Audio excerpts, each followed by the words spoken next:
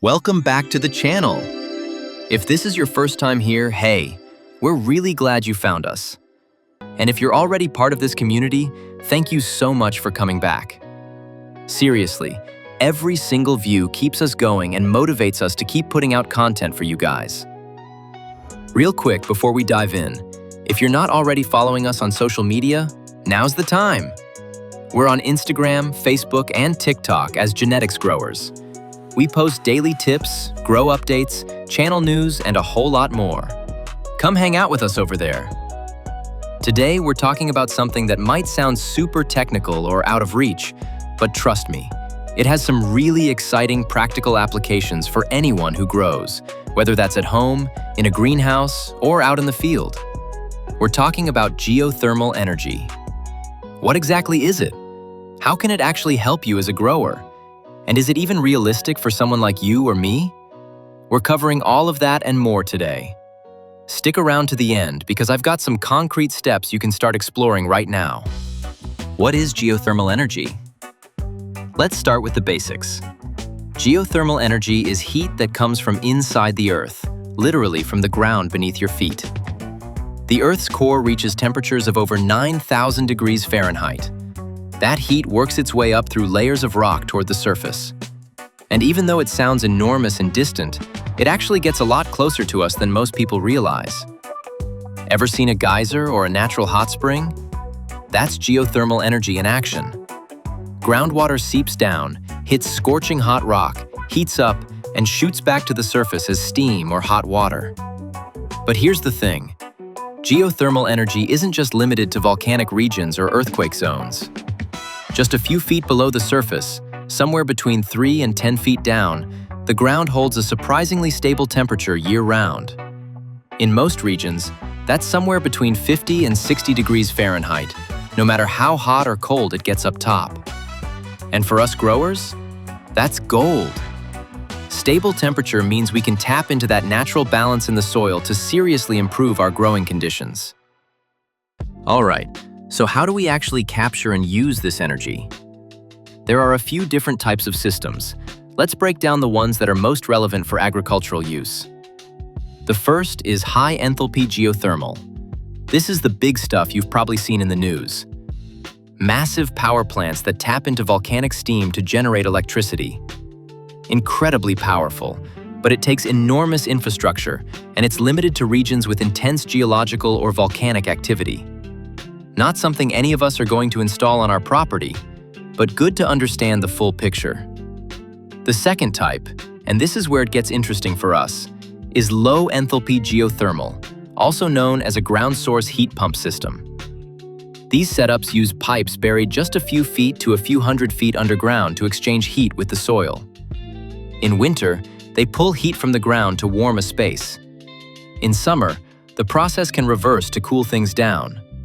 They're way more accessible and already being used in homes, greenhouses, and farms across the country and around the world. The third type is passive thermal mass, basically using the soil as a natural heat buffer with zero mechanical systems. No pumps, no pipes, no installation. Just smart design.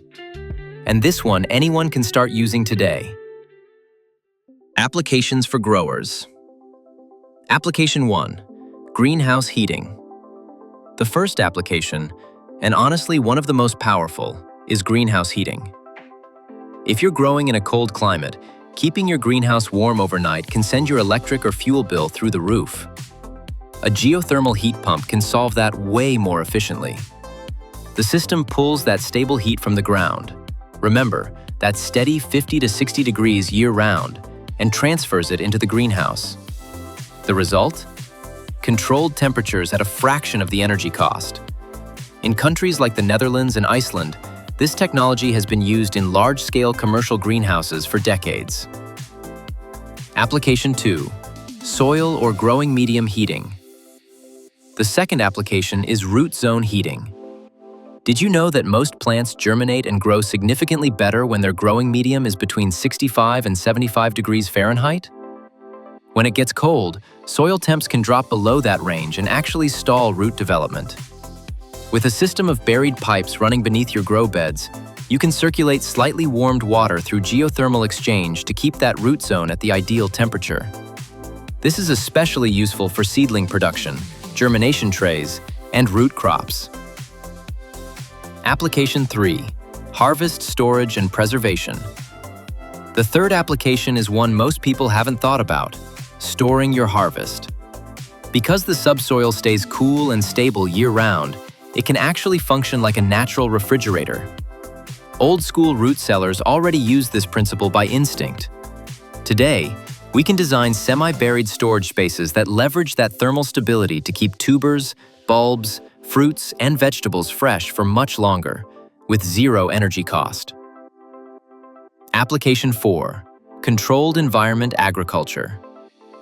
The fourth application is all about CEA, Controlled Environment Agriculture. Whether you're growing indoors, in containers, or in a vertical farm setup, maintaining stable temperatures is one of the biggest challenges and biggest costs. Pairing a low-enthalpy geothermal system with hydroponic or aeroponic production can dramatically cut your climate control expenses. Application 5. Aquaponics and water-based systems. And the fifth application is for anyone running aquaponics or any system where water plays a central role. Just like air, water needs to stay in the right temperature range for your fish to thrive and your plants to absorb nutrients properly. A geothermal heat exchanger can keep your water temperature far more consistent than conventional systems, which means healthier fish, happier plants, and a more stable overall system. Pros and limitations. The pros. Let's talk about the advantages, and there are a lot of them. First, geothermal energy is renewable. The Earth's heat isn't going anywhere anytime soon. Second, once a system is installed, operating costs are low compared to conventional gas or electric systems. Third, there are no direct emissions. It's a clean energy source. Fourth, and this one's huge for growers, it's incredibly consistent. Unlike solar or wind, geothermal doesn't depend on the weather. Cloudy day? Doesn't matter. Windless week? Irrelevant. The energy from the ground is there 24 hours a day, 365 days a year. For growing, that kind of reliability is a serious advantage. Fifth, it pairs really well with other renewable energy sources. A setup that combines solar and geothermal, for example, can be extremely efficient and get you pretty close to energy self-sufficiency. The limitations. Now let's keep it real. There are limitations too. The biggest one is upfront cost. Installing a ground source heat pump system with its buried pipe network is a significant investment. Depending on your location and scale, that can range from several thousand to tens of thousands of dollars. Second limitation. Not every site is equal. Your soil type and geology matter. Some areas conduct heat better than others, and in some spots the water table or soil composition can make installation more complicated. Third, it takes space. Horizontal loop systems need land to bury the pipes, which can be a challenge on smaller urban plots. And fourth, the return on investment can take time, though with energy prices where they are right now, that payback window is getting shorter and shorter. How to get started. Practical steps. All right, this is my favorite part. What can you actually do with what you have right now to start taking advantage of these principles? Step 1. Assess your site and situation. Before you think about any tech investment, start by understanding your own context. Do you own the land? How much space do you have? What kind of climate are you growing in? What are your biggest temperature challenges? Brutal winters, scorching summers, or both? Getting clear on the problem you're trying to solve helps you focus on the right solution. Step 2. Look into the geology of your area. You don't need to be a geologist. Reach out to local universities, agricultural extension offices, or geological survey agencies. There are also geothermal resource maps available online for most US states and many countries worldwide. This will give you a solid idea of how viable geothermal systems are in your specific region. Step 3. Start with passive strategies. If a full heat pump system isn't in the budget right now, you can still start using the principle passively. Design your raised beds to take advantage of the soil's natural insulation. Consider semi-buried storage for your harvests. Use thick layers of mulch to buffer soil temperature swings. These are low-cost moves that already tap into the thermal mass of the ground. Step 4. Find local success stories. Nothing beats learning from someone who's already done it. Look for farms, greenhouses, or agricultural projects in your state or region that are already using geothermal systems. Reach out, visit if you can, and learn from their experience. What worked, what didn't, and what they wish they'd known from the start. Step 5. Explore financing options. In many states and countries, there are subsidies, tax incentives, and green loan programs available for renewable energy projects in agriculture. Do your research before you write off the investment based on upfront cost. There may be more support available than you think. Step 6. Work with a professional. If you decide to move forward with a ground source heat pump, bring in a qualified engineer or installer. A well-designed system from day one will save you a ton of headaches and money down the road.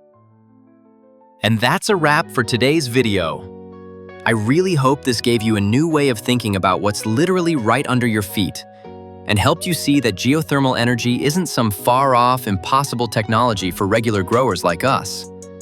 The key takeaway is this: the ground is a thermal ally. Whether you use it passively through smart bed design or eventually invest in a more advanced system, the Earth's heat can improve your growing conditions in ways most people haven't even considered. If you got something out of this video, it would mean the world to me if you hit that like button and share it with a fellow grower. That's honestly one of the biggest ways you can support the channel and help us keep making content like this. Subscribe if you haven't already, and smash that notification bell so you never miss a new upload. And remember, you can find us on Instagram, Facebook, and TikTok as Genetics Growers. We're active over there every single day, answering questions, dropping grow tips, and sharing what you guys send us from your own gardens and grows.